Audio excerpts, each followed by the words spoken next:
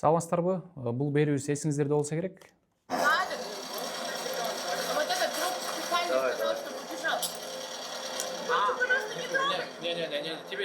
Они кривые стали. Көпчүлүк Сарыкаев деп тааныган бул Мирлан мырзаны бир 4 бала сабап кеткени тууралуу биз чыгарылыш жасаганбыз. Ошол учурда биз Надыр мырза менен рейдте жүрүп, ошол учурда эле кызматкерлер аркылуу камалышкан, дароо чара көрүлгөн. Эми бул кишилер өзүнүн катасын түшүнүп, тосмо арыз жазгандыгы тууралуу айтты, кечириптир. Мирлан мырзанын айтуусу боюнча биздин маалыматтарга таянып айта турган болсок, 6 тиши сынган, бирок нервтери дагы өзүнө келе элек.